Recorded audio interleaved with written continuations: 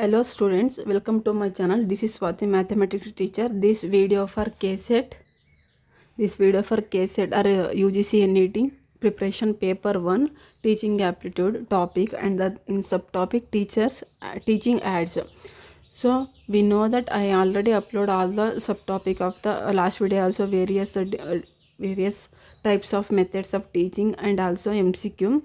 And so daily ಕೂಡ ನಾನು ಒಂದು ಟಾಪಿಕ್ನ ಎಕ್ಸ್ಪ್ಲೇನ್ ಮಾಡಿ ಆ ಟಾಪಿಕ್ ಮೇಲೆ MCQ ವಿತ್ ಸೊಲ್ಯೂಷನ್ನ ಕನ್ನಡ ಮತ್ತು ಇಂಗ್ಲೀಷಲ್ಲಿ 2 ಲ್ಯಾಂಗ್ವೇಜಲ್ಲೂ ಕೂಡ ಅಪ್ಲೋಡ್ ಮಾಡ್ತಿದ್ದೀನಿ. So please go and watch. If you like share the videos and pin in comment box. So today I will explain teaching aids. So we know that. So ಏನು teaching aids ಅಂದರೆ ನಮಗೆಲ್ಲ ತುಂಬ ಚೆನ್ನಾಗಿ ಗೊತ್ತು. Teaching ಆ್ಯಡ್ಸ್ನ ಯಾವುದಕ್ಕೋಸ್ಕರ use ಮಾಡ್ತೀವಿ, ಆ ಟೂಲ್ಸ್ಗಳನ್ನ ಯಾವುದಕ್ಕೋಸ್ಕರ use ಮಾಡ್ತೀವಿ.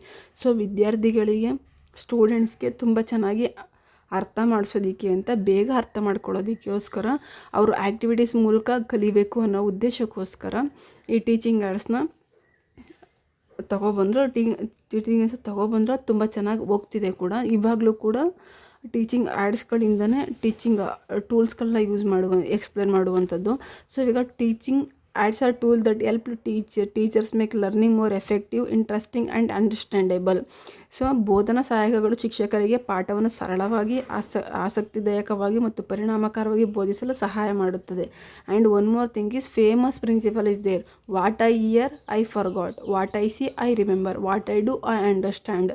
ನಾನು ಕೇಳಿದರೆ ಮರೆತು ಬಿಡುತ್ತೇನೆ, ನೋಡಿದರೆ ನೆನಪಿಡುತ್ತೇನೆ, ಮಾಡಿದರೆ ಅರ್ಥ ಮಾಡಿಕೊಳ್ಳುತ್ತೇನೆ. ಈ ಪ್ರಿನ್ಸಿಪಲ್ಲು ಮೇಯ್ನಾಗಿ ಅತಿ ಇಂಪಾರ್ಟೆಂಟ್ ಆಗಿರುವ ಪ್ರಿನ್ಸಿಪಲ್ ಟೀಚಿಂಗ್ ಆ್ಯಡ್. ಈ ಪ್ರಿನ್ಸಿಪಲ್ನ ಫಾಲೋ ಮಾಡಿಕೊಂಡೆ ಟೀಚಿಂಗ್ ಆ್ಯಡ್ಸ್ನ ತಂದಿರೋದು. ಸೊ ತುಂಬ ಚೆನ್ನಾಗಿರುತ್ತೆ ಇದು. ಸೊ ಅಂದರೆ ಅತಿ ಹೆಚ್ಚಾಗಿ ನಾವು ಸೆನ್ಸ್ ಆರ್ಗನ್ಸ್ಗಳನ್ನ ಬಳಸೋದ್ರಿಂದ ಅತಿ ಹೆಚ್ಚಾಗಿ ನಾವು ಕಲಿತೀವಿ, ಅತಿ ಹೆಚ್ಚಾಗಿ ಅರ್ಥ ಮಾಡ್ಕೋತೀವಿ ಅನ್ನೋದು ಈ teaching ಆ್ಯಡ್ಸ್ನ concept.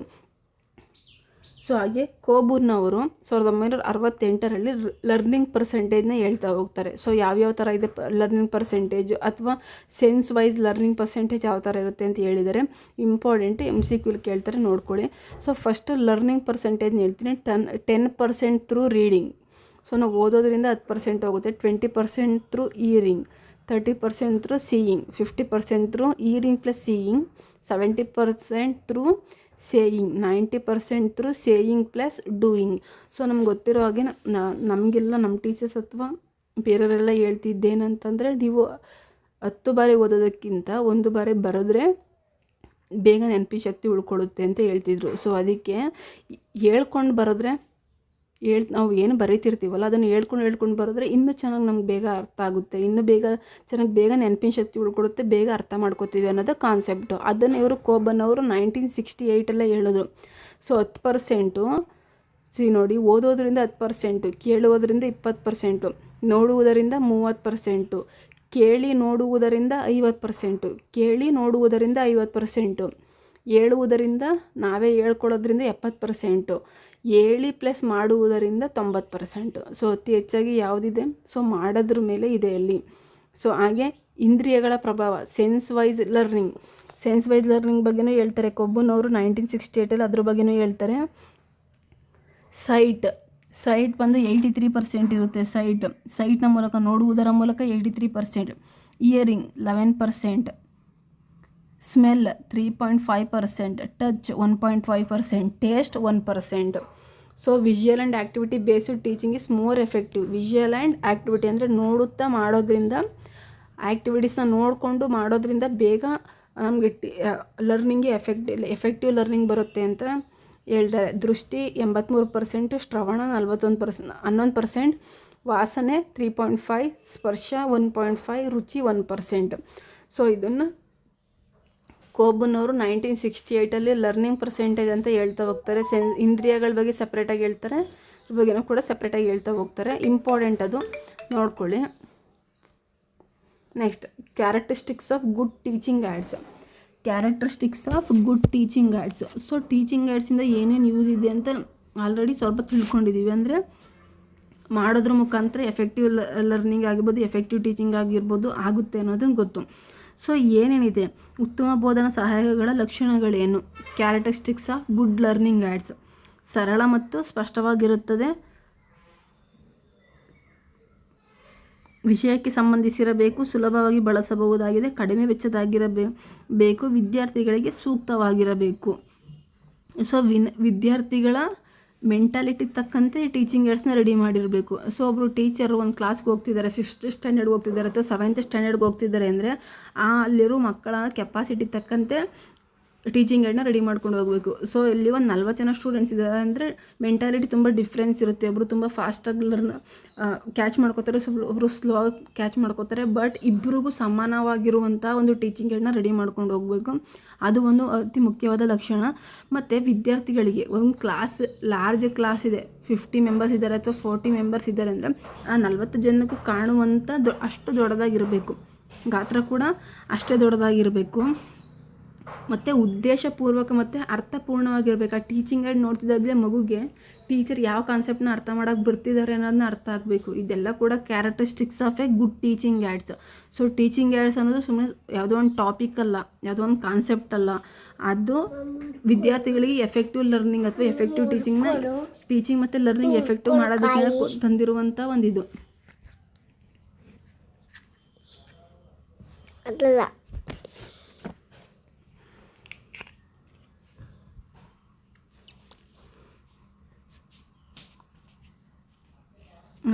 Good teaching aids should be simple and clear, attractive and interest, relevant to the topic, easy to use, economical, suitable to learners. General principle. And what are the general principle or principle of teaching aids?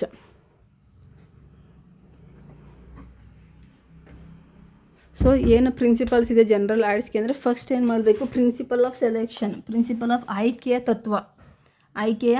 ತತ್ವ, principle of preparation ತಯಾರಿಕಾ ತತ್ವ, principle of physical control ದೈಹಿಕ ನಿಯಂತ್ರಣ ತತ್ವ, principle of proper presentation ಸರಿಯಾದ ಪ್ರದರ್ಶನ ತತ್ವ, principle of response ಪ್ರತಿಕ್ರಿಯೆ ತತ್ವ, ಪ್ರಿನ್ಸಿಪಲ್ ಆಫ್ ಎವಲ್ಯೂಷನ್ ಮೌಲ್ಯಮಾಪನ ತತ್ವ. ಸೊ ಒಂದು ಟೀಚಿಂಗ್ ಆ್ಯಡ್ನ ತೊಗೊಂಡೋಗಿ ಟೀಚಿಂಗ್ ಮಾಡ್ತಿದ್ದೀವಿ ಅಂದರೆ ಅದು ಲರ್ನರ್ಸ್ ಮೇಲೆ ಯಾವ ಥರ ಎಫೆಕ್ಟ್ ಆಗ್ತಿದೆ. ಫಸ್ಟು ಸೆಲೆಕ್ಷನ್ ಕರೆಕ್ಟಾಗಿರಬೇಕು, ಅದಕ್ಕೆ ಪ್ರಿಪ್ರೇಷನ್ ಕರೆಕ್ಟಾಗಿರಬೇಕು, ಫಿಸಿಕಲ್ ಕಂಟ್ರೋಲ್ ಇರಬೇಕು, ಪ್ರಾಪರ್ ಪ್ರೆಸೆಂಟೇಷನ್ ಮಾಡಬೇಕು. ಆ ಪ್ರೆಸೆಂಟೇಷನ್ ತಲುಪಿದೆಯಾ ಇಲ್ವಾ ಅಂತ ಆ ಕಡೆಯಿಂದ ಪ್ರತಿಕ್ರಿಯೆ ಬರಬೇಕು. ಪ್ರತಿಕ್ರಿಯೆ ಬಂದ ಮೇಲೆ ಎವಲ್ಯೂಷನ್ ಮಾಡಬೇಕು.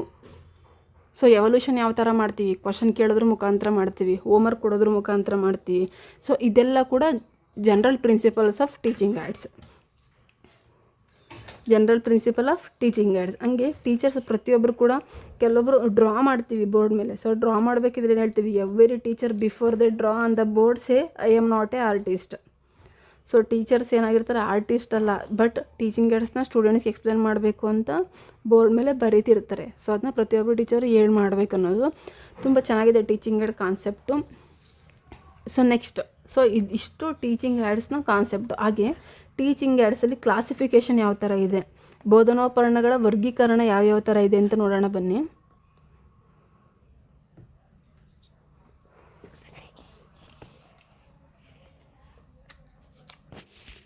So classification of teaching aids, ಬೋಧನೋಪಕರಣಗಳ ವರ್ಗೀಕರಣ. So there are 4 types. There are 4 types is there. First one is based on project. In the based on project 2 types is there. That one is projected ad, non-projected ads. So ಪ್ರಕ್ಷೇಪಣ ಆಧಾರಿತ first type ಬಂದು ಪ್ರಕ್ಷೇಪಣ ಆಧಾರಿತ. ಅದರಲ್ಲಿ ಪ್ರಕ್ಷೇಪಣ ಆಧಾರಿತದಲ್ಲಿ 2 types ಇದೆ, ಪ್ರಕ್ಷೇಪಿತ, ಅಪ್ರಕ್ಷೇಪಿತ. So ಇದು first types of classification. And second type is based on sense organs. Means ಇಂದ್ರಿಯಕ್ಕೆ ಆಧಾರಿತ. ಸೊ ಇಂದ್ರಿಯ ಆಧಾರಿತದಲ್ಲಿ ಅಥವಾ ಸೆನ್ಸ್ ಆರ್ಗನ್ಸಲ್ಲಿ there are 3 types is there. 3 ವಿಧಾನಗಳಿದೆ. ಮೊದಲನೇದು ದೃಶ್ಯ, ವಿಜುವಲ್ ಆ್ಯಡ್ಸ್. ಸೆಕೆಂಡ್ ಒನ್ ಶ್ರಾವ್ಯ, ಆಡಿಯೋ ಆ್ಯಡ್ಸ್. ದೃಶ್ಯ ಶ್ರಾವ್ಯ, ಆಡಿಯೋ ವಿಜುವಲಿಂಗ್ aids. This is the second classification. And third classification is based on activity, ಚಟುವಟಿಕೆ ಆಧಾರಿತ. First one is activity ads, second one is non activity aids. ಚಟುವಟಿಕೆ. This is the third classification. And fourth classification is based on existence. In the existence, ಅಸ್ತಿತ್ವ ಆಧಾರಿತ. ಈ ಅಸ್ತಿತ್ವ ಆಧಾರಿತದಲ್ಲಿ 2 type ಇದೆ, hardware, software. So hardware ಬಂದು equipments ಇರುತ್ತೆ, software ಬಂದು ಕಂಟೆಂಟ್ ಇರುತ್ತೆ. So hardware and software, this is the 4 classification of teaching aids. So 4 classification of teaching aids. So next one, in these 4 types, first type is based on projection. So based on projection ಅಲ್ಲಿ first one ಯಾವುದಿದೆ, projected ads. So ಅಂದರೆ ಪ್ರಕ್ಷೇಪಿಸುವ ವಿಧಾನ ಸಾಧನಗಳು. ಅದರಲ್ಲಿ ಏನೇನು important ಇದೆ ಅಂತ explain ಮಾಡ್ತಾ ಹೋಗ್ತೀನಿ ಬನ್ನಿ. ಇವಾಗ ಮುಖ್ಯ ಪ್ರಕ್ಷೇಪಿತ ಸಾಧನಗಳು.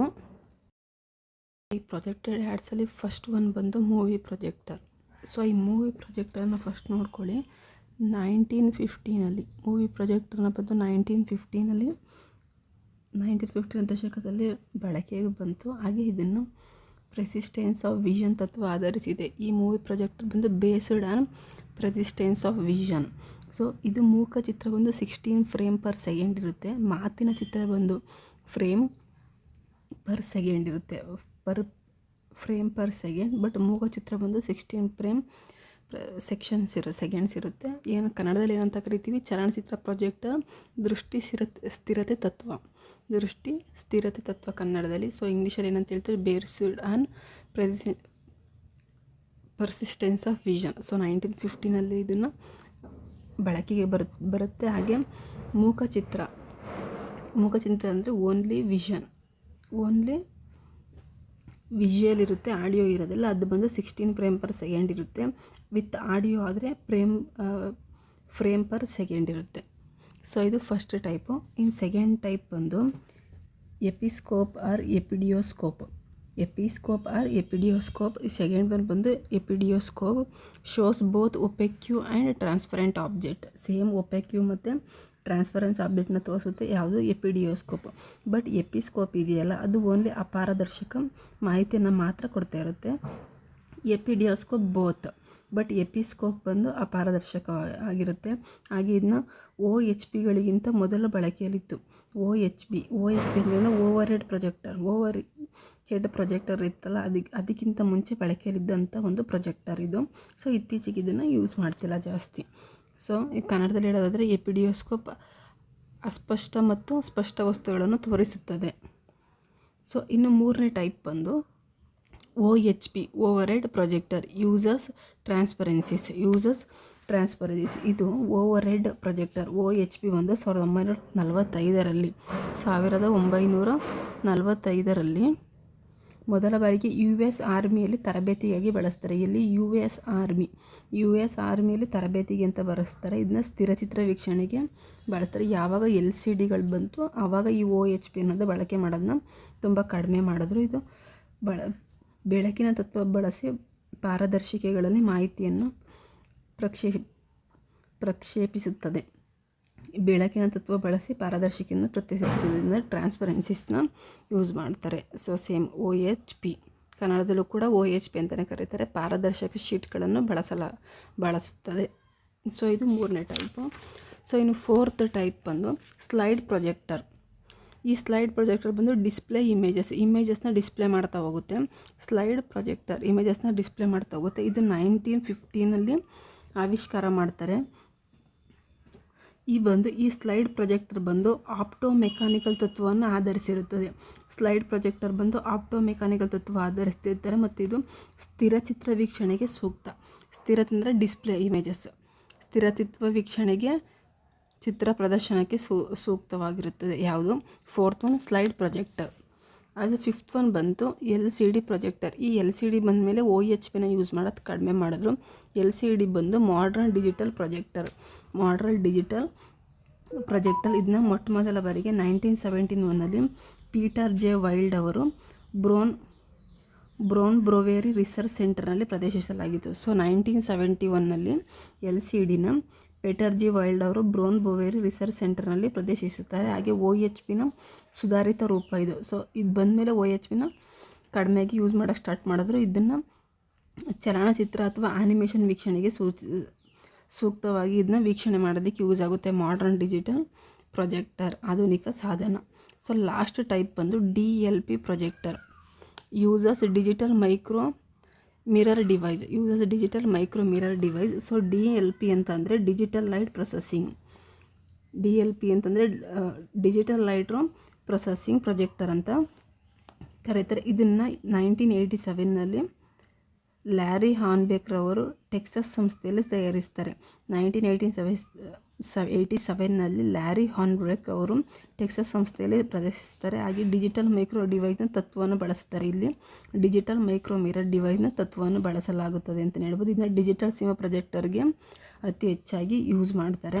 ಸೊ ಇದು ಪ್ರೊಜೆಕ್ಟೆಡ್ ಆ್ಯಡ್ಸ್ನ 6th ಟೈಪು.